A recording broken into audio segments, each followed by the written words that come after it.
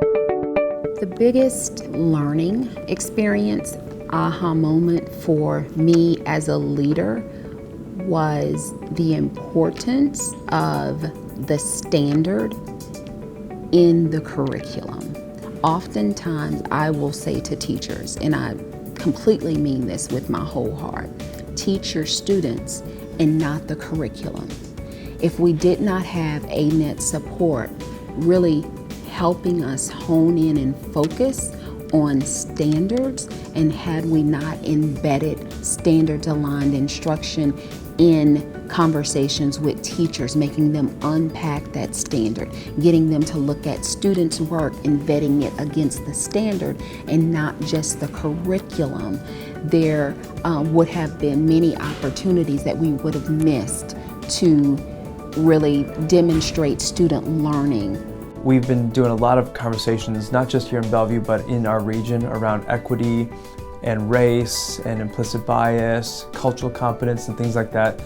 We haven't had a whole lot of conversation about the relationship between equity and rigor. And so our first session with ANet, we watched a classroom video, teacher doing amazing work, building relationships with kids of different backgrounds and just creating this safe learning environment where kids were thriving. But when we analyzed standards and rigor, that was where we kind of had this aha around, if all of those things but you don't have rigor, you can't have equity. And so here in Bellevue we talked about that rigor is equity.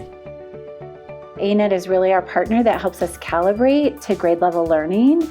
And my own evolution has been really more deeply trying to understand the standards and understand what student grade level will look like, and really being able to articulate that.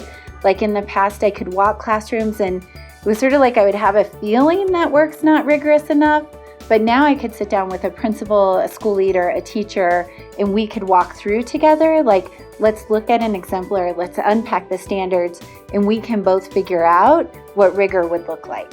We need to get to this place where outcomes are not predictable by racial group, by socioeconomic status, by zip code, by gender. That's educational equity to me.